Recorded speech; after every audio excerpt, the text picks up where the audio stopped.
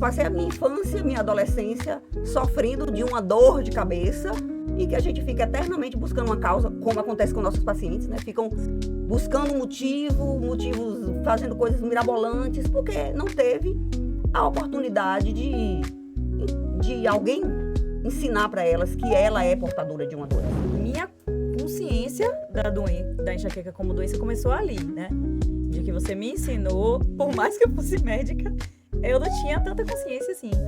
E ninguém consegue sentir a dor por ninguém. Então, muitas pessoas que não entendem a dor do outro, como aconteceu com seu chefe e você, né? Deve ser porque ele nunca precisou passar por uma situação parecida. Olá, sejam bem-vindas ao InchaCast, o primeiro podcast do Brasil voltada para mulheres portadoras de enxaqueca. Estamos estreando o nosso podcast hoje e hoje o papo vai ser muito especial. Vamos conversar aqui com duas neurologistas, então vai ser um papo descontraído com 3 médicas neurologistas especialistas em dores de cabeça que também sofrem de enxaqueca. Então a gente vai falar aqui tudo sem filtro, como a doença interferiu na nossa vida. Vamos sair um pouquinho do papel de médica para o papel de paciente, de mulher sofredora de enxaqueca, como a gente lidou com essa doença. Então, fica aqui, assista com a gente esse primeiro episódio.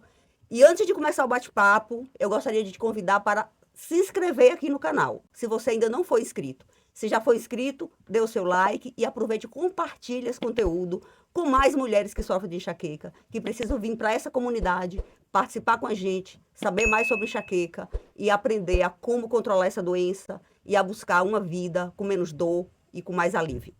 Então, vamos lá começar o nosso bate-papo. Eu gostaria de agradecer a aceitação, a disponibilidade por vocês estarem aqui, doutora Priscila Leite, doutora Maria Clara Carvalho, ambas neurologistas, especialistas em dores de cabeça, que estão travando aí uma batalha grande comigo para ajudar nossos pacientes que sofrem de enxaqueca a viver melhor, a buscar uma boa qualidade de vida. Então, eu gostaria que vocês se apresentassem rapidinho, falassem de vocês, como escolheu a neurologia, por que se dedicam hoje a ajudar mulheres com dor de cabeça, é porque sofrem de dor de cabeça?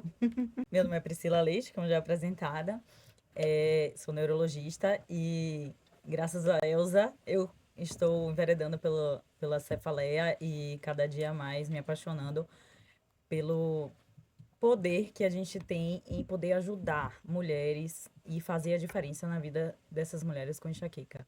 Sim, eu sou portadora de enxaqueca e isso fez uma grande diferença na minha escolha com neurologia.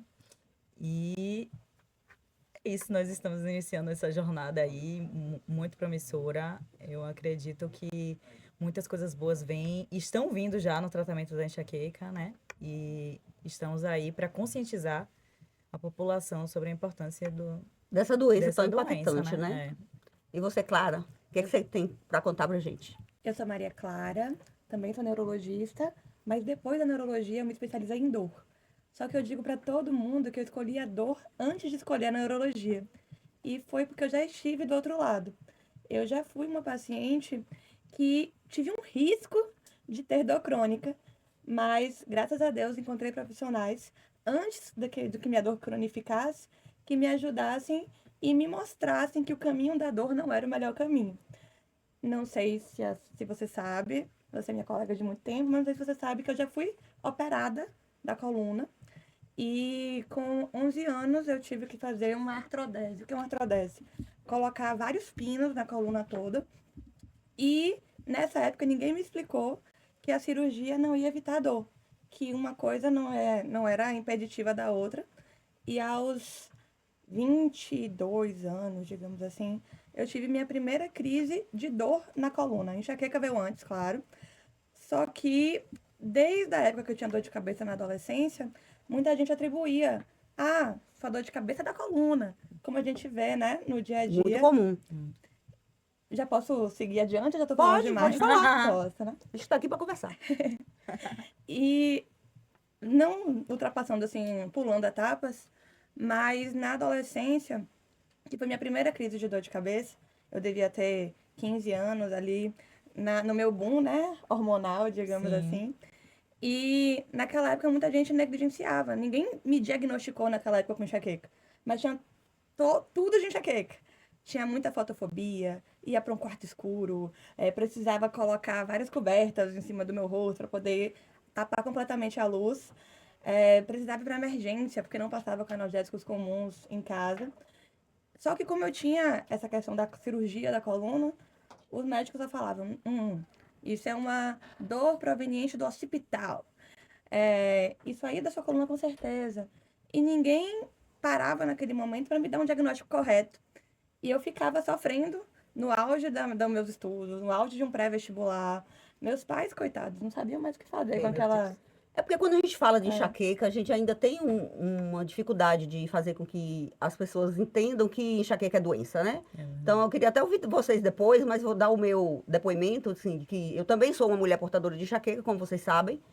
E eu tive o diagnóstico de enxaqueca, eu descobri que eu tinha enxaqueca quando eu entrei na faculdade. Ou seja, eu tive que estudar medicina para entender que enxaqueca é doença. Né? Não sei se isso aconteceu com vocês, depois vocês vão falar. Mas eu passei a minha infância, minha adolescência, sofrendo de uma dor de cabeça e que a gente fica eternamente buscando uma causa, como acontece com nossos pacientes, né? Ficam buscando motivos, fazendo coisas mirabolantes, porque não teve a oportunidade de alguém ensinar para elas que ela é portadora de uma doença. E, inclusive, é para isso que a gente está aqui. Né? Para isso que a gente hoje se dedica, estuda e tem um papo aberto com nossos pacientes para ensinar que ela tem uma doença. A partir do momento que ela aceita o diagnóstico de uma doença, ela lida melhor com aquilo e ela busca ajuda, ela aceita ajuda. Eu tive muitos momentos da minha vida perdidos por conta de uma crise de enxaqueca e toda mulher que tem enxaqueca passa por isso. E a enxaqueca, ela acompanha a mulher em todas as fases da vida dela. Nós estamos aqui hoje com 3 mulheres em fases diferentes da vida. Uma na menopausa, uma que acabou de ter um bebê e uma que já teve um bebê há algum certo tempo e que já voltou para a roda viva da profissão, do dia a dia, de ser provedora. E a gente sabe que a enxaqueca, ela acompanha a nossa vida profissional, hormonal, social. E momentos ela está melhor e momentos ela está pior. Então, em que momento precisa você descobriu que você tinha enxaqueca, que você entendeu que era enxaqueca, e se a partir do momento que você aprendeu que você tem uma doença, você passou a lidar com ela diferente do que você lidava quando você estava só no papel de paciente? Sim, vamos lá. Eu comecei a ter crise depois que eu formei, né, em medicina. Se tinha, durante a faculdade, era bem esporádica. Começou tarde, então. Começou tarde. Não tão cedo como Maria. Justamente quando eu comecei a dar plantão. E principalmente após plantão noturno. E eu tinha muitas crises, e aí começaram a vir com sintomas cada vez maiores e mais intensos, como fotofobia, tinha muita náusea, cheguei a ter crises com vômitos também. E o período e foi quando eu percebi que era realmente, quando eu tive uma crise de 7 dias ininterruptos, que eu dormia e acordava com dor. E aí eu fui numa doutora chamada doutora Elza, não sei se vocês já ouviram falar. A gente, como vocês verem que a vida da gente se cruza, né? Priscila foi minha paciente quando eu estava no final da faculdade, terminando, tinha se formado, nem sabia que ia ser neurologista. Eu fui neurologista dela, tratei a enxaqueca dela, e hoje a gente é parceira, né? Hoje a gente ajuda outras mulheres com enxaqueca. Isso mesmo. Né? Isso é muito interessante, essa coisa, né? Que a vida traz, assim. Então, aproveite e fale aí, se essa sua doutora impactou em alguma coisa na sua escolha de ser neurologista e de estudar dor de cabeça. Agora diga que não. Fez toda a diferença. Eu não esqueço a minha primeira consulta com a Elza, que eu tava, assim, com olheiras terríveis. E eu cheguei lá falando pra ela que eu tava 7 dias com dor, e ela olhou pra mim assim, como é que você está aguentando? Eu lembro dela abrindo assim o armáriozinho, pegando um remédio, a água e me dando. Pra poder fazer a consulta, né? Pra poder fazer a consulta, que eu não conseguia nem raciocinar. E podia parecer simples, né, esses gestos, mas fez toda a diferença, o acolhimento e me sentir cuidada, e não é apenas uma dor de cabeça que eu tava sentindo, tudo que envolvia me sentir incapaz de trabalhar naqueles dias, porque eu não conseguia produzir. E minha consciência da enxaqueca como doença começou ali, né? De que você me ensinou, por mais que eu fosse médica, eu não tinha tanta consciência assim. Me ensinou o que era a doença e que eu iria tratar, iria iniciar o tratamento. Foi aí que na época eu fiz um tratamento e você pediu na época, eu lembro que você falou para eu reduzir os plantões noturnos para conseguir estabilizar e fez toda a diferença essa consciência, porque eu comecei a me perceber, perceber o meu corpo, perceber a minha rotina, comecei a ver o que vinha como mais gatilho, né? No meu caso, sempre foi a questão do sono. Mas teve períodos também que teve alimentar e tudo mais. Mas assim, hoje eu entendo quando eu ultrapasso meus limites, sabe? Na minha rotina, quando eu tô trabalhando demais e aquela crise vem no final da semana, eu já sei que eu tenho que reduzir ali, que eu não posso. Eu acho que é o mal de muitas mulheres de querer sempre estar sendo produtiva e querer fazer muita coisa ao mesmo tempo, Não se dá o direito de de parar, né? De parar, ter um né? momento. É isso. Então, eu vejo, não, eu preciso de pausas. é, Quando eu vejo que eu estou nesse ritmo muito acelerado e a crise vem, para mim é como um alerta. Ou quando a atividade física já não está tão regular como deveria pela rotina, enfim, por demandas maternais. Eu tenho que voltar para aquele. É sempre buscando o equilíbrio mesmo. O manejo da doença é importante, né? A gente sabe que enxaqueca ela é uma doença que ela é muito variável de pessoa para pessoa. A gente sempre diz para os Sim, pacientes, né? Vocês devem, com certeza, também ter esse discurso, esse diálogo claro com os pacientes, de que a sua enxaqueca é diferente da enxaqueca da sua irmã, da sua mãe, da sua avó, da sua amiga. é, Cada cérebro é um cérebro, né? Cada sensibilidade ao limiar de dor é diferente. E às vezes a gente não sabe se aquela enxaqueca vai evoluir para um desfecho desfavorável, se vai cronificar ou não, ou se vai melhorar, se vai melhorar na menopausa ou não vai melhorar. Então não espere a menopausa chegar para melhorar a enxaqueca, porque pode não ter esse milagre. Se é que existe alguma coisa boa na Na menopausa, menopausa. é melhorar a enxaqueca para quem tem, mas nem sempre isso acontece. Cerca de 14 a 15% das mulheres que menopausam não melhoram a enxaqueca. Então, não espere um milagre, cuide antes.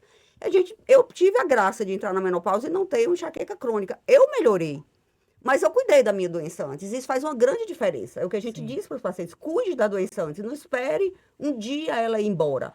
Né? Assim, Clara começou cedo. Verdade. Não sei como foi como ela lidou com essa doença durante a adolescência, adulto jovem, passou por uma gravidez aí agora. A gente sabe que gravidez é uma fase que a enxaqueca pode melhorar, né, para a grande maioria das mulheres. Depois, no puerpério, por conta da privação de sono, da amamentação, do nível de prolactina lá em cima para a produção de leite. Tudo isso, né, faz com que a mulher lactente ela vai ter mais dor de cabeça. E então, Clara, como foi a sua, assim? Como foi a evolução da sua doença? Você Vamos lidou lá. muito mal com a doença, atrapalhou muito a sua vida, o que você perdeu na vida por conta da doença e como ela está hoje? Eu fui uma adolescente chata. Todo mundo fala isso. E não sei por quê, ou se foi por conta da enxaqueca, ou se eu já era chata mesmo. Minha mãe deve dizer que é porque eu sou chata mesmo. Mas um adolescente que tá estudando pro vestibular, com todas as emoções da época, namoradinho, briga com uma amiguinha, enfim, e ainda com uma dor de cabeça que parece ali um calo no sapato, né? Apertando toda hora. Claro que vai ser uma adolescente chata. Ainda mais tendo que se privar de muita coisa. Às vezes eu me privava de uma festinha de 15 anos, porque eu tava com dor de cabeça. Tinha uma prova para fazer e eu, na época, me cobrava muito, né? Era aquela estudante que queria sempre o 10, o 10, o 10. Então aquilo me consumia de uma forma que atrapalhou total. Essa fase da minha vida eu tenho pesadelos só de lembrar. Até que eu consegui receber o diagnóstico, demorou, mas consegui. E fiz um tratamento, inicialmente foi medicamentoso. Foi a primeira e única vez que eu usei um tratamento, assim, para tratar dor. Hoje não preciso mais, mas eu digo que um pouco disso é mérito meu. Claro, tem enxaquecas e enxaquecas, vão ter enxaquecas que só o tratamento não medicamentoso vai ser suficiente. Mas hoje eu me considero que eu faço uma boa prática de atividade física. Hoje eu me alimento muito bem.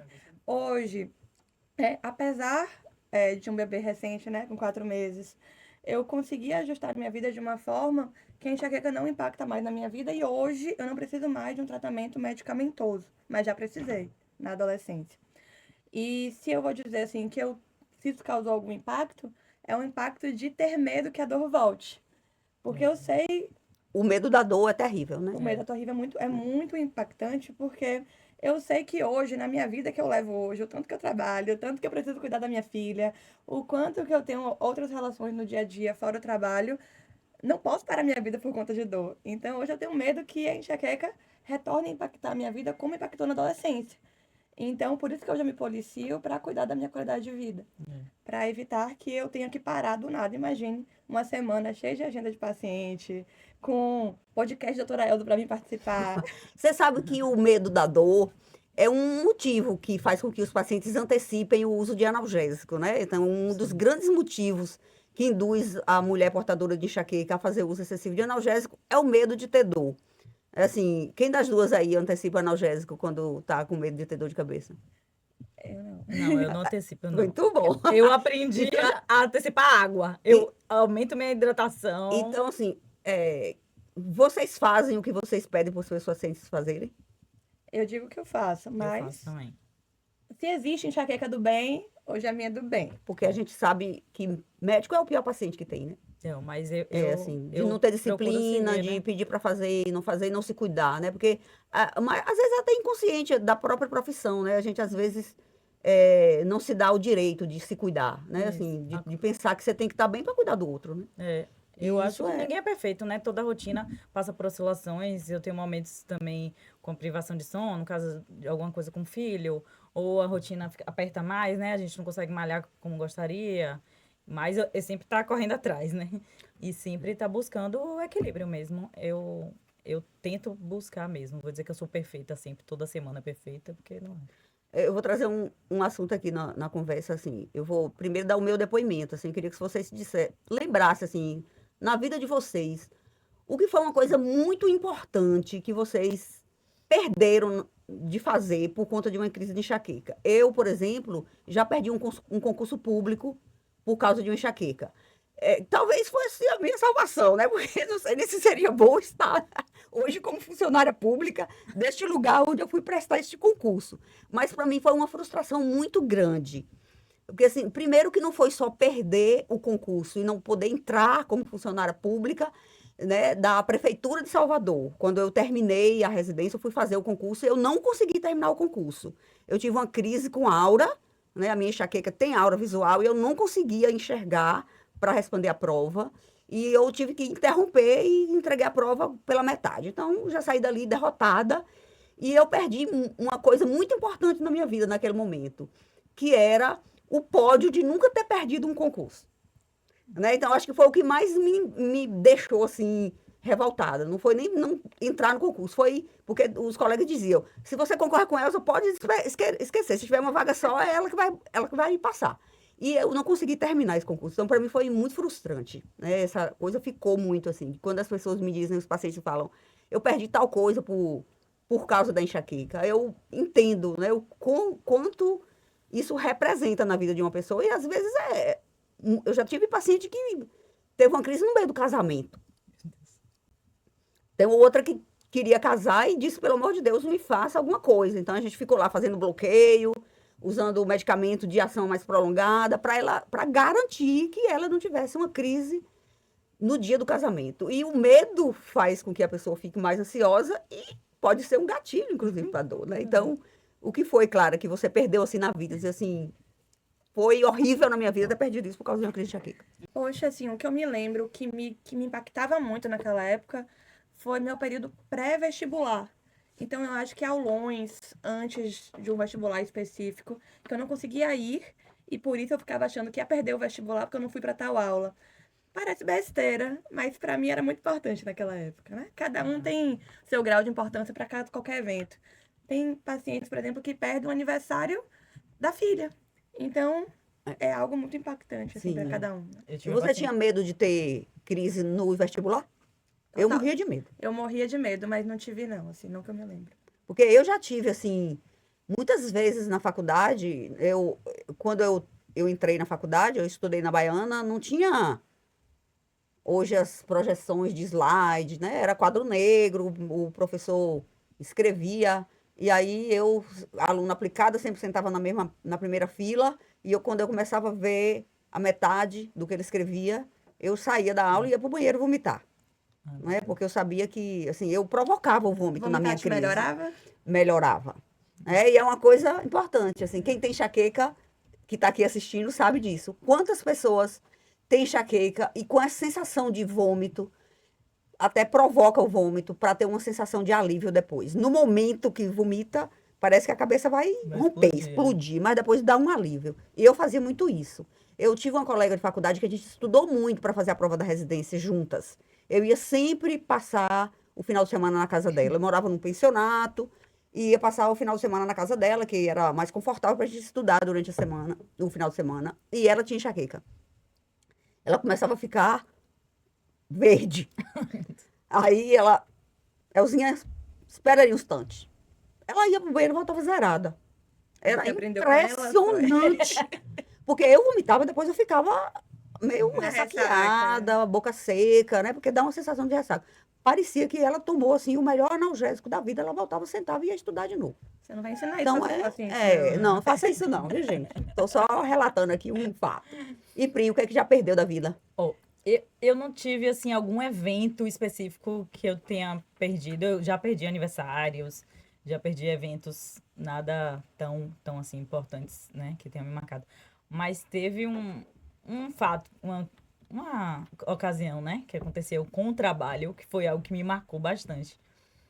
Que eu tive, bem na época que eu estava tendo muita crise, eu tive uma crise durante um plantão.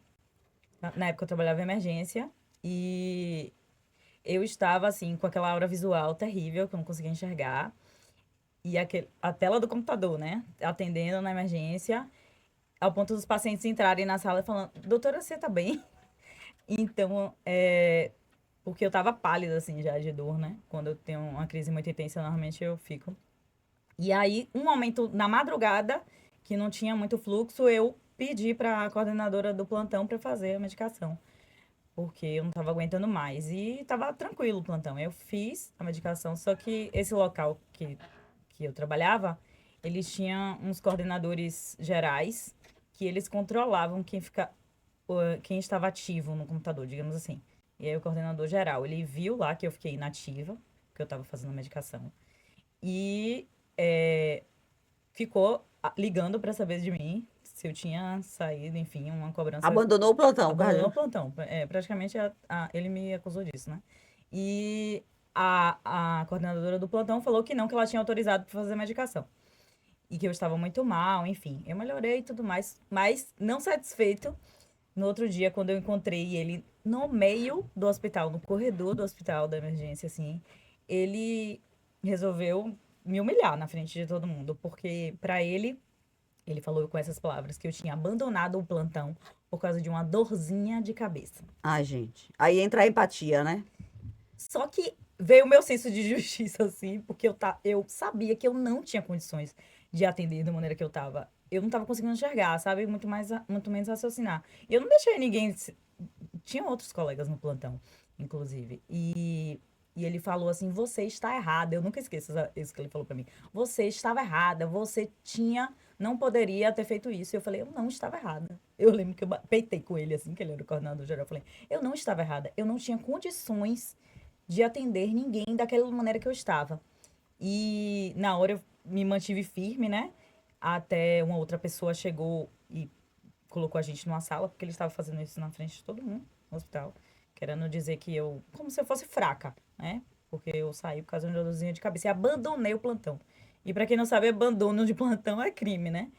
E na hora me mantive firme, mas quando eu saí, eu entrei numa sala e chorei muito, sabe? Porque foi uma humilhação o que ele me fez passar na frente de outros colegas, que muitos também poderiam julgar, né? E pensar o mesmo que ele pensou, né? Que era só uma dorzinha de Sim. cabeça.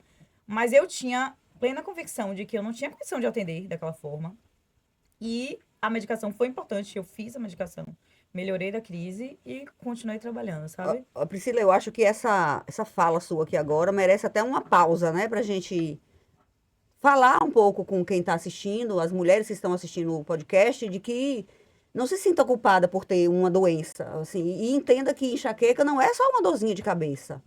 Quando o seu colega de trabalho, quando o seu chefe, seu patrão negligenciar a sua dor e achar que você está sendo encostada, que dor é frescura, a enxaqueca é frescura, que você não quer ir trabalhar por conta de uma crise de enxaqueca, é porque é uma crise de enxaqueca que incapacita. Enxaqueca, ela é considerada pela Organização Mundial de Saúde como a segunda mais incapacitante, a segunda doença mais incapacitante para o trabalho em pessoas abaixo de 50 anos de idade. Então, a enxaqueca ela só perde para o AVC como doença incapacitante. Como vocês veem, as duas doenças mais incapacitantes do mundo são neurológicas, né? O AVC e a enxaqueca. Então, nunca aceite que alguém negligencie a sua dor, porque é a sua dor. A pior dor do mundo é a sua. É só você que sente essa dor. E enxaqueca é doença. Enxaqueca não é apenas uma dorzinha de cabeça.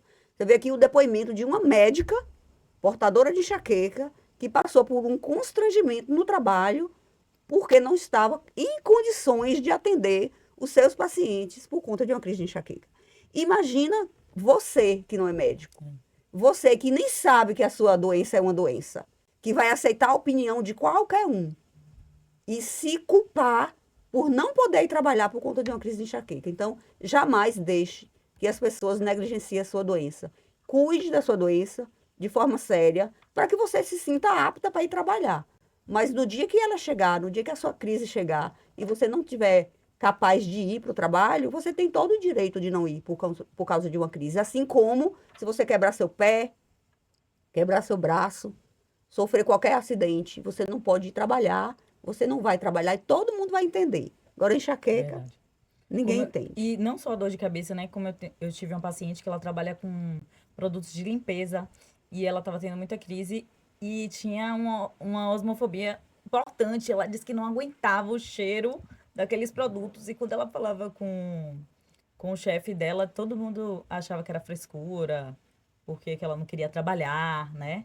É vista como mal vista no trabalho. Porque a empatia é muito importante. Eu vou até relatar aqui um caso. Eu até postei isso no Instagram de uma paciente que eu atendi, que é uma militar do Corpo de Bombeiros, que foi para a consulta e ela relatou que durante o trabalho ela sempre tinha que interromper o trabalho, ou para ir para o posto de atendimento do trabalho, ou às vezes até ir para casa com uma crise de enxaqueca. E ela não entendia por quê, o que estava acontecendo. E a gente conversando, ela relatando a rotina dela do trabalho, a gente pensou na possibilidade dela estar tendo crise de enxaqueca pelo rabo de cavalo, pelo cabelo preso muito apertado, que era uma exigência das Forças Armadas, né? Então ela ficou impactada. Ela, mas eu não sei, só porque eu prendo o cabelo, será que é? Aí quando ela testou, né? Ela assim, final de semana eu não tenho, porque eu deixo o meu cabelo solto. Então ela me pediu um relatório médico para ela levar para o comandante dela, relatando isso e pedindo uma flexibilização. Eu dei esse relatório e ela levou. Mas eu disse, esse cara não vai nem ler esse relatório. Você imagina que um capitão do Corpo do Bombeiro vai valorizar um relatório feito por uma neurologista dizendo que a funcionária dele tem enxaqueca porque amarra o cabelo? Ele vai rir da minha cara. Para minha surpresa, uma semana depois, ela manda uma mensagem no WhatsApp agradecendo, super grata, que ele, além de entender, de acatar o meu relatório, ele mudou o regulamento Que maravilha, né? do Corpo de Bombeiro e permite hoje que todas as funcionárias, todas as militares que têm cabelo longo, que precisa prender, elas consigam fazer um coque bem baixinho, folgadinho, ou até solto, se o cabelo não for muito longo e não atrapalhar, né, na atividade delas. Então, eu achei isso super empático, até gravei um vídeo parabenizando o capitão, porque eu achei assim, né, isso é uma empatia, né? E a Porque é a conscientização da qualidade, doença também, né? a conscientização É. da doença e ele entender que a performance do trabalho das funcionárias dele vai melhorar. Sim. Né? Ele estava com uma funcionária praticamente de 2, 3 vezes por semana saindo do trabalho por conta de uma crise de enxaqueca. Né? Então, é só uma questão de entender, de perceber. Mas eu acho que é a educação mesmo. Né? Eu acho que o que a gente tem que ter é o papel de educador. Né? O nosso consultório, ele tem que ser uma escola. Né? Escola para o paciente, para ensinar ela sobre a doença dela. E ela levar isso, porque se ela aprende isso lá, ela vai ensinar. Se nem ela sabe que ela tem uma doença, o que ela vai esperar do colega de trabalho, do patrão? Ela vai achar que é só uma dor de cabeça mesmo. Porque ela está buscando uma resposta que ela nunca encontrou. Eu atendi uma paciente uma vez que ela, quando eu terminei a consulta, ela disse, eu tô infeliz para casa hoje porque eu descobri agora que eu tenho uma doença. Aí eu falei, como assim? Ela tem 30 anos que eu busco uma resposta por que minha cabeça dói todo dia. Ninguém nunca me disse na vida que enxaqueca é doença. Enxaqueca é doença. Eu acho que é do estômago, eu achava que era da vesícula, que era do útero. Já até tirei meu útero por causa da Meu enxaqueca. Deus. Né? Então, se é uma doença, vamos cuidar da doença. Porque se você não internaliza isso, você não se cuida. Você vai buscar respostas ilusórias, respostas que não vão esclarecer e não vão te ajudar na busca do controle da doença. Verdade. Porque você vai achar que não é uma doença. Né? Então, é importante isso. E o que a gente precisa é mostrar para o paciente que é possível controlar a enxaqueca, porque quando a gente diz assim, enxaqueca é uma doença que não tem cura, né? Assim, Aí já é um o paciente rótulo. fica frustrado, né? Claro, assim, diz assim, poxa, mas eu nunca vou me livrar dessa doença. Quantas vezes você já deve ter escutado isso, né? É, Diversas. A senhora quer dizer o quê? Que eu vou ter que conviver com ela a vida toda? vida toda. Né? O que você diz para sua paciente quando ela fala isso? Eu vou ter que conviver com a doença dessa vida toda. Eu faço comparações, né? Hoje em dia a gente tem muitas pessoas que têm pressão alta, por exemplo, hipertensão, diabetes, e que convivem naturalmente, usam seu medicamento diário, fazem seu tratamento, se policiam com certos alimentos, digamos assim, mas que não precisam parar a sua vida porque tem uma pressão alta. Então eu comparo. Você tem pressão alta, não tem? Não precisa usar um remédio todo dia? É a mesma coisa. A enxaqueca pode ser que a gente precise, por um tempo, por uma fase da sua vida, utilizar um medicamento todo dia. Se o tratamento que a gente escolher for oral, por exemplo, for comprimido, a gente sabe que existem outras opções de tratar, mas claro, isso a gente decide junto com o paciente. Então eu faço essa comparação. Quando eles se dão assim por si e falam, poxa, é mesmo. Se eu entender isso como uma doença crônica e que eu preciso ter cuidado com minha doença crônica, eu vou poder conviver e fazer tudo aquilo que hoje em dia eu não faço porque eu tô com dor. Então, primeiro a Sim. gente tem que tratar a doença, reduzir o número de dor daquele paciente para que ele possa ter de volta a sua vida, a sua qualidade de vida. E só um gancho aqui pelo que você falou no instante, outra frase que eu digo muito assim para o paciente é que ninguém consegue sentir a dor por ninguém. Sim. Quando eu faço tratamento pro paciente, eu falo assim: eu preciso saber de você como tá a sua dor, porque eu não consigo sentir a dor por você. E nenhum chefe vai conseguir sentir a dor por você também. Então, muitas das pessoas que não entendem a dor do outro, que como aconteceu com seu chefe e você, né? Uhum. Deve ser porque ele nunca precisou passar por uma situação parecida. A primeira vez que ele passar por uma situação desculpa homens, mas homens, né? Algo às vezes muito mais simples, tem um impacto muito maior na sua vida, né? Então, às vezes, um impacto no dele, que ele se perceber no seu lugar, ele vai entender o quanto ele te fez mal naquele momento. Então, nós como médicos, assim, principalmente, a gente precisa entender que a gente não consegue mensurar a dor do outro. E a dor do outro não é medida só no quanto dói, mas no quanto impacta na sua vida, né? Quais são todas as condições associadas. Ninguém sabe se aquela pessoa está passando por um sofrimento na família, se aquela pessoa sofreu algum tipo de agressão, seja no trabalho, seja verbal, ou qual é a carga que Ela aquele carrega, né? paciente carrega, né? Exatamente, até porque como enxaqueca é uma doença que é uma doença cíclica e é uma doença que sofre muita influência do nosso estilo de vida, ela nunca está igual na sua vida o tempo inteiro. Então vai ter momentos que você não entende por que a enxaqueca descompensou, né? Assim, estava tudo bem, o remédio estava funcionando, estava ótima, do nada ela veio, né? Quem aí nunca teve uma dor do nada, né? Aquela dor que chega sem motivo, Doutora né? Elza, seus pacientes costumam piorar em dezembro ou não? Sim, Os meus pioram muito em dezembro. Quando a gente para pensar, é quando encontra aquela família. Muitas vezes é quando memórias do passado vêm à tona. Claro, tem a questão do verão, da pouca hidratação, enfim. Mas, dos queijinhos, dos vinhos, dos espumantes. O momento que para também, né? Às vezes vem um ano cheio de trabalho e é o momento que tira uma para folga. refletir de tudo que passou.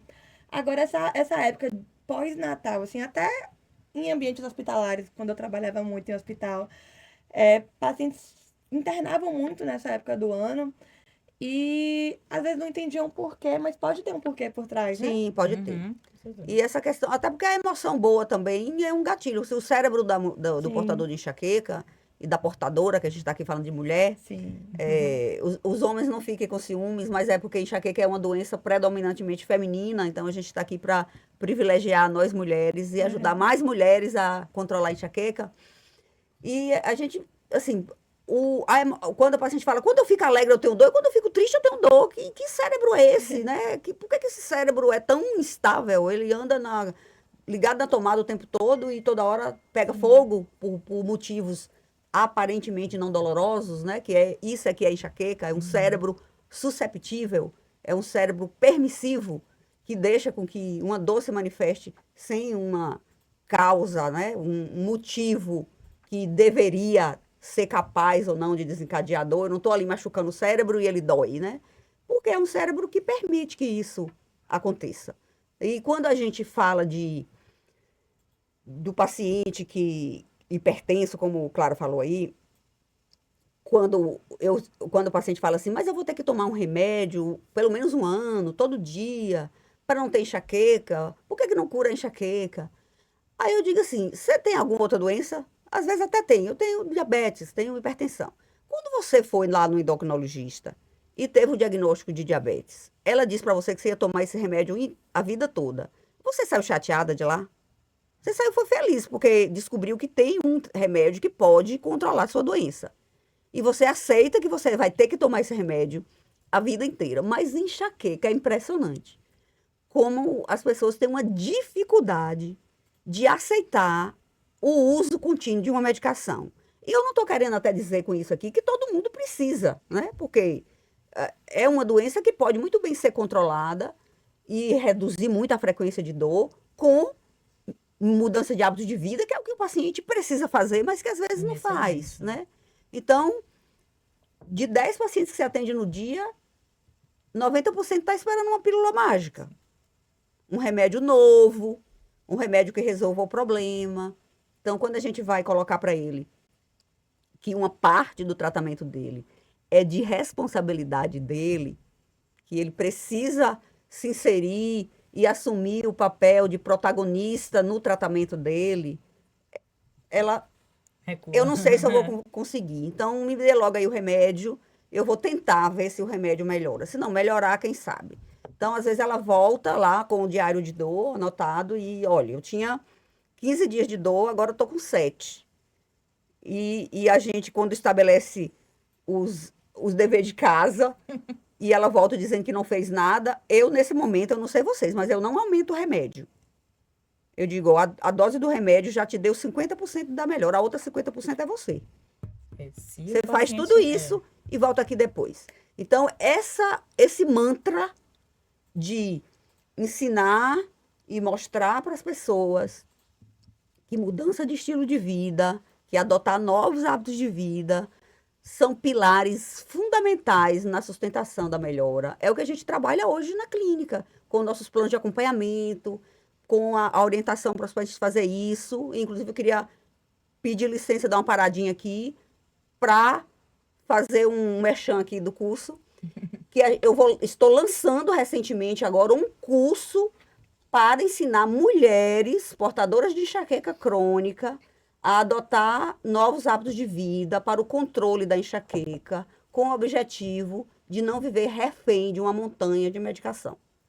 Então, se você quiser saber do curso, saber mais, se inscrever, aqui no vídeo do podcast vai ter um link lá de inscrição e você pode aprender isso e por conta própria e sozinha controlar sua doença e levar esse controle para o resto da sua vida. Ter uma melhor qualidade de vida, uma vida menos leve, com menos dor, com medidas simples, que todas nós sabemos como fazer, mas não faz. Precisa de alguém pegar na mão e dizer, vamos ali fazer comigo, porque é muito difícil. É muito difícil iniciar atividade física, beber água bastante, se hidratar, melhorar a qualidade do alimento, não deixar o intestino preso, medida de higiene do sono, manejo do estresse. Gente, isso é um desafio muito grande no dia a dia. E a gente sabe o quanto isso é importante para o controle de todas as doenças crônicas, né? A medicina do estilo de vida está aí, mostrando que muitas doenças são consequências do nosso estilo de vida. E se você muda esse estilo de vida, você controla muitas doenças crônicas. Então, a gente tem que sair um pouco da farmacologia como a muleta para Como segurar base, né? tudo, né? Tem que entender, os pacientes precisam entender isso. Quando você vai para um congresso, o que é que seus pacientes esperam, Maria Clara? Um remédio novo. Doutora, tem uma Remédio. novidade? Tem um remedinho novo? É verdade. E às vezes eu disse, ó, o novo está dentro de você, que você não começou ainda. É o velho que ainda nem começou a ficar novo. Porque não faz, né? Eu faço minha parte, mas espero que os pacientes façam a dele, né? Sempre tem que ter esse combinado durante o consultório. Verdade. Fundamental. O paciente ele precisa inserir, ser responsabilizado pelo tratamento dele. E né? sempre Porque quando volta assim no consultório, já com algum tratamento e tá ainda refratário, eu paro para ver todos os hábitos. Sempre encontro. Como é que tá? Ah, não bebo tanta água. Ah, doutora, mas academia eu não consigo ir. eu odeio academia. Aí eu digo assim, você gosta de pagar boleto? E não paga todo mês? Porque vida de adulto é assim. Faz o que gosta e o que não gosta. Faz o que gosta e o que é preciso ser feito. Porque a vida não é feita de mar de rosas, né? Tem que E fazer. não dá para responsabilizar só o médico, né? Como a Maria já falou. E Então, quando o paciente fala assim, qual é a melhor atividade física? Não responda. Porque se você responder uma e ele odiar aquela, ele vai ser o gancho para ele não fazer. Eu digo, a melhor atividade física é a que você faz. é que você gosta de fazer, né? Não, é a que Às você vezes, faz. Porque gostar, ele pode não gostar de de nenhuma. nada. É a que você menos odeia, é a que você consegue fazer. Qual é o melhor horário? É o que você pode. Verdade. Porque, o melhor é de manhã. Ah, mas de manhã eu não posso. Durante o dia você vai achar um horário para fazer. E a gente sabe que a atividade física hoje é um dos pilares indispensáveis para controle de qualquer doença crônica, de qualquer doença inflamatória. Esse conceito de que enxaqueca é uma doença inflamatória. O seu cérebro é um cérebro inflamado. É um cérebro que tem mais neurotransmissores ativadores de dor do que neurotransmissores inibidores. Sabe aquela balança que está descompensada. Se você deixa o seu corpo inflamado, o seu cérebro fica inflamado. Cérebro inflamado é um terreno fértil para quê? Para dor, para crise. Então, isso quer dizer que se nossa paciente fizer atividade física, beber água, 3 litros de água no dia, tirar os alimentos inflamatórios, pelo menos eliminar o excesso, dormir bem, ela vai ficar curada da enxaqueca? Lógico que não vai ficar curada da enxaqueca, porque enxaqueca é uma doença que não tem cura. O que a gente está buscando junto da paciente é um controle da doença, é uma redução do impacto da doença na qualidade de vida dela, para que ela consiga viver, respirar, né, não perder os melhores momentos. Eu já vi casamentos destruídos por enxaqueca. Meu Deus. Meninas, olha, eu vou te contar, eu atendi uma paciente uma vez que o marido foi para consulta junto. Quando o marido vai para consulta junto, viu, maridos? Eu enfatizo muito o impacto da doença na vida da mulher. Inclusive na sexual. Inclusive na sexual. Então, eu enfatizo, deixo claro que é doença, que é mais prevalente na mulher, que não é desculpa de mulher, que... Aí terminou a consulta, ele falou, doutora, eu não vou nem falar nada. Porque eu vim para essa consulta para conversar com a senhora, para saber se enxaqueca é tudo isso mesmo que ela disse. Porque a relação lá em casa já está destruída. Mas depois dessa aula que a senhora deu, eu não preciso mais nem perguntar nada. Vamos tratar essa doença. E às vezes ele não tem nem culpa de agir dessa forma. Assim como o patrão não tem a empatia, porque o marido vai ter a empatia. Porque vai achar que, meu amor, vai rolar hoje? Não. Porque eu tô com enxaqueca. Essa mulher tá com o cara na rua. Mas uma É desculpa. É mais uma Porque desculpa. virou esse mito, né? Da desculpa da mulher do de Mas cabeça. mas a enxaqueca não sim, desculpa, é aquela, É. eu ouvia uma frase sempre, desculpa, enxaqueca é desculpa de mulher quando ela não quer, Nossa. Que horrível. né? Então, assim, ou seja, eu uso a minha doença como uma desculpa, né? Então ela é desacreditada que ela está realmente com a dor, né? Então, é cada vez mais E a negligenciada. portadora de enxaqueca é a que mais se cobra, né? Por não conseguir produzir, por não conseguir estar presente, né? Não, e se E sentir quando culpada. isso, Se se sentir sentir culpada na vida do outro, né? Por não poder estar com o filho, Isso. por não poder estar participando das reuniões de família. Disse assim, eu sou um lixo, né? Ninguém me aguenta mais. É. Minhas amigas não me chamam mais para sair por causa de enxaqueca.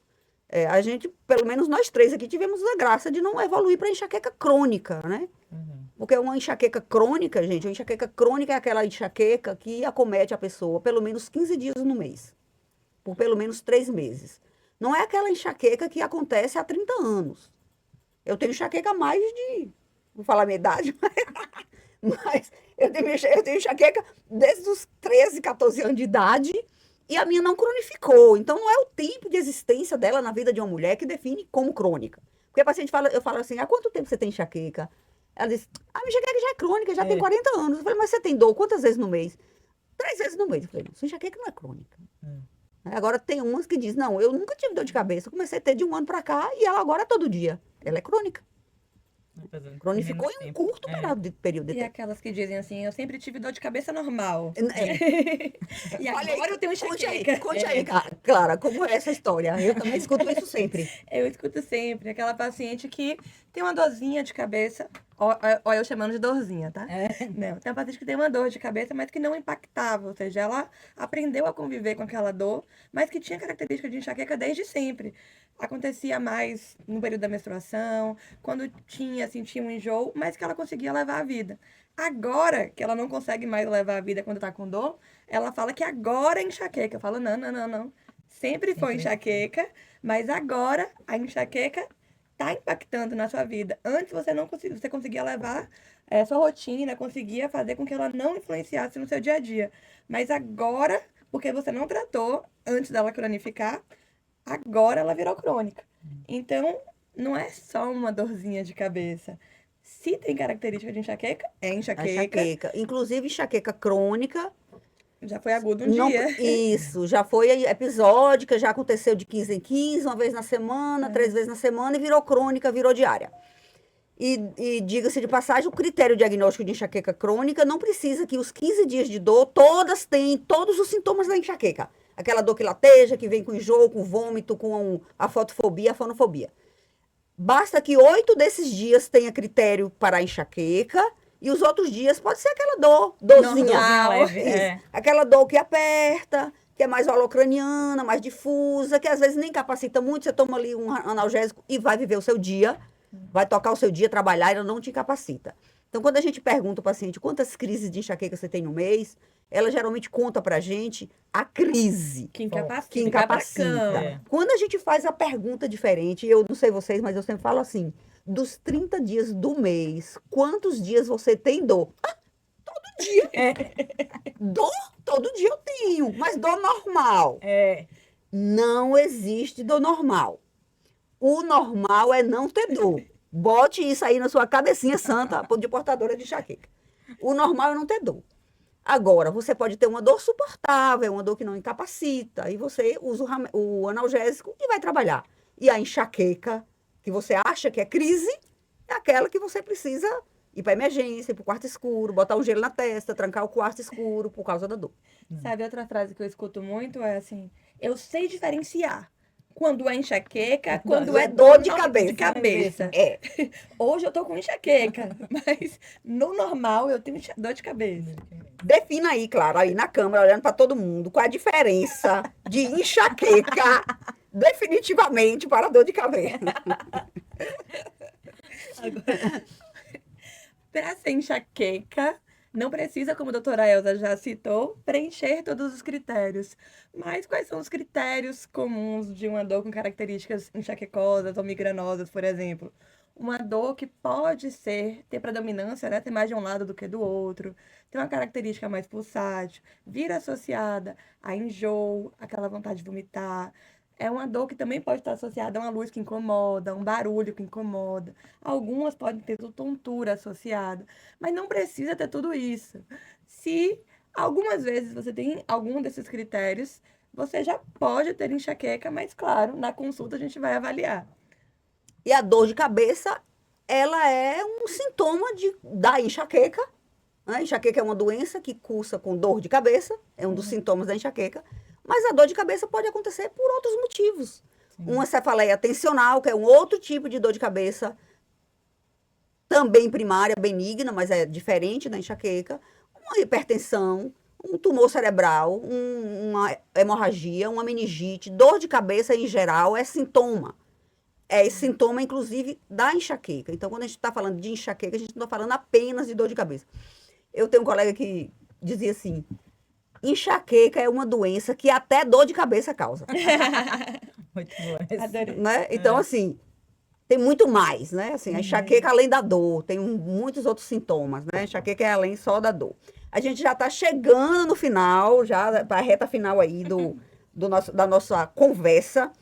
E aí eu queria pedir vocês para fazer duas coisas. O que vocês diriam para uma mulher portadora de enxaqueca que acha que já está tudo perdido na vida dela, que a enxaqueca dela não tem jeito, que ninguém nunca deu jeito na dor de cabeça dela e que desistiu de buscar ajuda? Quer começar? Então, nós estamos aqui para dizer que isso não é verdade, né? Enxaqueca, ela não tem cura, mas ela tem tratamento. É possível viver bem, com qualidade de vida. Eu já fiz tratamento medicamentoso. Hoje eu não preciso de medicamento, mas consigo controlar com o meu estilo de vida. E com acompanhamento direcionado com o neurologista e um acompanhamento multidisciplinar, melhor ainda, é possível sim ter de volta seus momentos de lazer, seus momentos de sua família, né?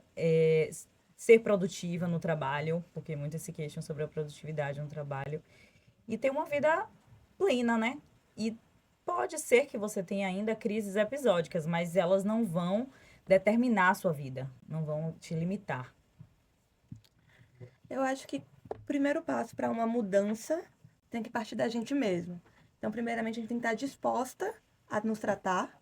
E uma vez que a gente tem que estar disposta, é buscar o melhor caminho. Eu sei que muitas pessoas já passaram por vários e vários caminhos, e muitos caminhos errados, mas uma vez que a gente não encontre o melhor caminho, não quer dizer que ele não exista. Então, invista num bom profissional, siga o que esse profissional lhe indicar, e muitas vezes esse profissional não vai acertar de primeira, porque a gente sabe que a enxaqueca é multifatorial e cada enxaqueca é diferente da outra. Se as enxaquecas fossem iguais, não precisava de um médico especialista. Ia ter lá no Google um remédio mágico que você ia comprar, ia tomar, ia resolver. Então, muitas vezes os caminhos precisam ser modificados ao longo do acompanhamento. Mas sem o acompanhamento, vai ser muito pior. Sim. E de tratamento, o que nós esperamos para o futuro de tratamento para enxaqueca? A gente vê que a indústria farmacêutica ela tem investido, né, assim, em medicamentos de alta tecnologia, né, é específico para enxaqueca. Essa é uma pergunta que a gente sempre ouvia, nos consultórios. Por que ninguém nunca inventou um remédio específico para enxaqueca? Eu fico tendo que tomar um antidepressivo, um antiepiléptico para tratar minha enxaqueca, se eu não tenho depressão. Hoje já tem, mas assim, infelizmente a gente sabe, né, que assim, ainda é Cara, muito aquém da acessibilidade para a grande maioria das mulheres, né, do nosso país que sofrem de enxaqueca. Mas a gente vê um olhar diferente, né? Assim, eu percebo isso, assim, a indústria farmacêutica e a ciência no geral, né, tem debruçado um pouco mais sobre essa doença. Porque passou a perceber que a partir do momento que ela foi realmente definida como uma doença, né, e diga-se de passagem, é uma doença que progride, que cronifica, que modifica o cérebro dessa mulher, que compromete a cognição. Existem vários trabalhos mostrando, inclusive, comprometimento cognitivo em mulheres com enxaqueca, em pessoas com enxaqueca crônica. Eu acho que esse olhar tá sendo, ela está tendo mais visibilidade, né? Mas a gente ainda tem o conhecimento muito frágil dela como doença, e a gente precisa fortalecer isso, né? Essa necessidade da indústria, das políticas de saúde pública, entender que é uma doença que tem que ser valorizada como qualquer outra. A fibromialgia aí entrou agora na política de saúde pública, né? Mas mulher com enxaqueca Ainda não tem. Apesar de ser uma doença invisível também. Exatamente, né? Então, a gente tem aí a toxina botulínica que está há anos como um medicamento extremamente eficaz para enxaqueca crônica, que mudou a vida, a qualidade de vida de muita gente que até então não é regulamentada, nem no SUS, nem na ANS. Né? E é uma luta para implementar e não tem, porque não tem interesse político para isso. Mas você vai fazer uma pesquisa estatística em uma indústria, você vai ver o quanto existe uma coisa chamada presenteísmo. Presenteísmo é você ir trabalhar doente, porque você não tem o direito de se afastar para tratar uma crise de enxaqueca, de faltar um dia de trabalho. Então você vai trabalhar com dor e a sua performance não vai ser igual. Você não vai conseguir trabalhar na frente de um computador. Hoje, então, que a gente está exposto a tanta tela, tanto estímulo luminoso, né? Tanto estresse no ambiente de trabalho, poluição sonora, e a gente está ali na frente de um computador trabalhando com dor.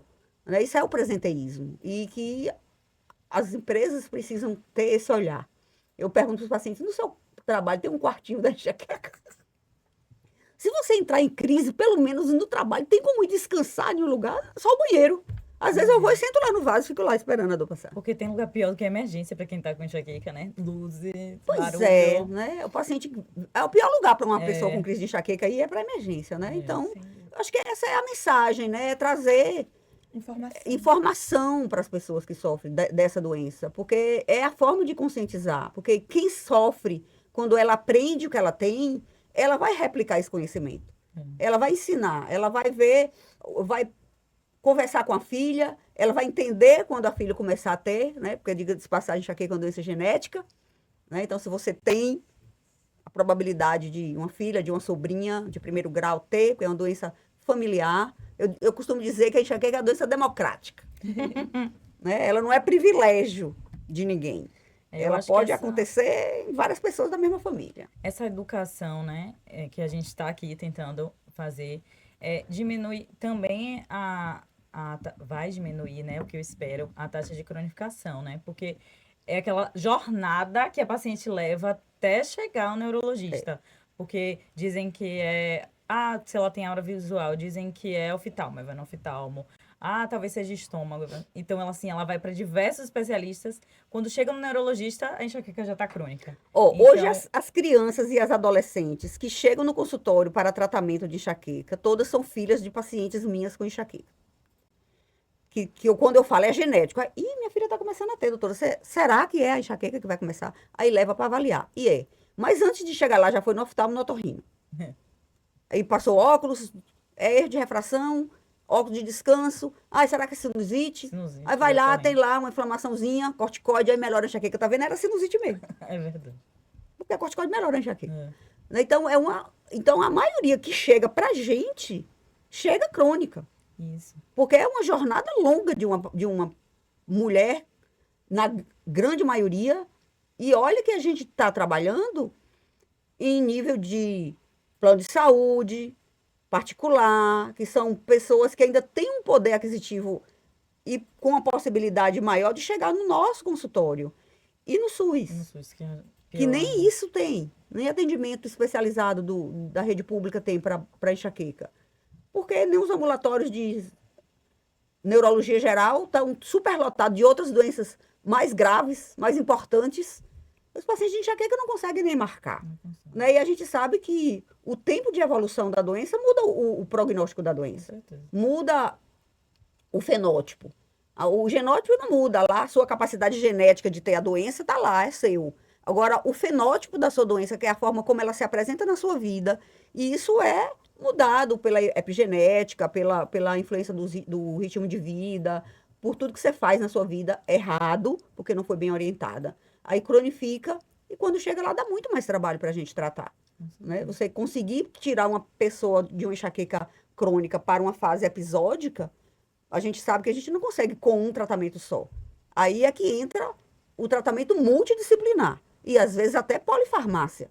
Às vezes você precisa de mais de um tipo de medicamento diferente, e além do medicamento, outras coisas não farmacológicas. Às vezes o paciente chega para mim com enxaqueca crônica, já com essa jornada, e eu falo, calma, vamos começar. Aí teve que um familiar falou assim, é como se estivesse dando um reset aqui, né, doutora? Então, você veio para mim com toda essa bagagem. A gente vai começar Sim, a partir de sim, agora, né? exatamente. Então, não é aquela ideia de que, eu vou para neurologista, vou tomar um remédio e vou ficar boa logo. Mas a gente tem que ir trabalhando aos poucos até conseguir sair do crônica para episódica, né? E eu acho que essa questão da educação, quando a gente batendo na tecla que se você tem 3 episódios ou mais de dor de cabeça por mais de 3 meses, procure um neurologista, né? Aproveitar e mostrar aqui Não a vá para garrafinha da campanha. outras especialidades, vá para o neurologista.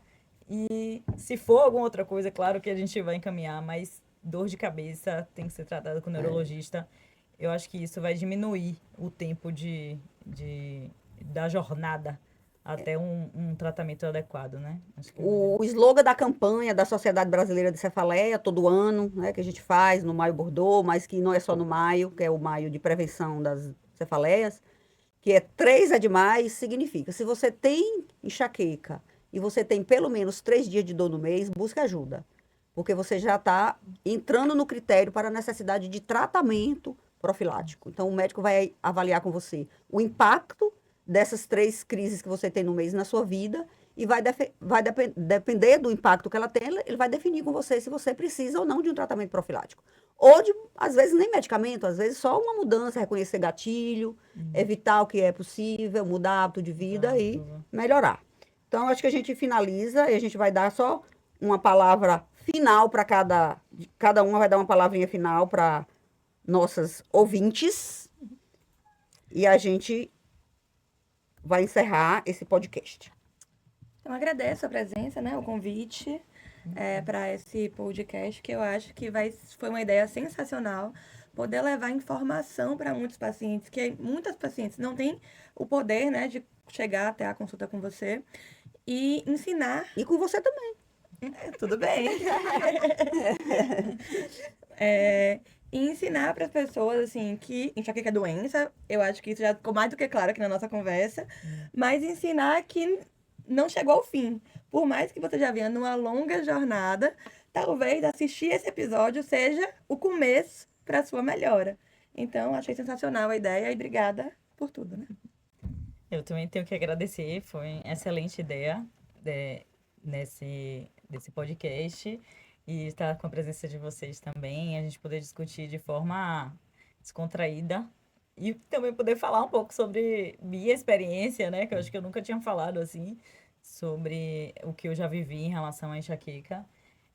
Eu acho que estamos iniciando uma jornada, Um projeto novo interessante, que tem a proposta realmente de se sustentar, uma proposta realmente de ajudar vocês que estão aqui, e a gente quer que vocês realmente compartilhem para mais pessoas, mais mulheres. Então, eu achei interessante a gente trazer essa conversa das 3, por coincidência, são as 3 enxaquecosas. Eu costumo dizer que é uma forma de sair do outro lado do soro. Sim. Né? Sair de lá do papel de médico e vir para cá, para o lado do soro, né? Assim, papel de paciente e levar. E acho que isso conecta, né? Porque o paciente entende que não é só ela que é paciente, nós também fomos pacientes e estamos sujeitos a ser a qualquer momento, né? Se uma crise chegar. Né? Então, o que eu quero dizer, para finalizar, é que a enxaqueca faz parte da sua vida e da nossa vida, mas ela não nos define. A enxaqueca não nos define. E o melhor passo para o controle dela e viver bem, mesmo sendo portadora de uma doença que não tem cura, é buscar ajuda, é tratar, é se inserir no seu processo de tratamento, mudar os seus hábitos de vida, ver o que está errado, conversar com seus profissionais que te acompanham, com o médico, com o psicólogo, com o nutricionista, com o fisioterapeuta, com todos os profissionais que podem te ajudar no seu processo de mudança para que você consiga alcançar uma vida de mais alívio, uma vida com menos dor. Então, hoje aqui a gente encerra o nosso primeiro episódio do EnxaCast, que é o primeiro podcast do Brasil voltado para mulheres que sofrem com enxaqueca. E não esqueça de se inscrever no canal, compartilhe esse conteúdo com mais pessoas.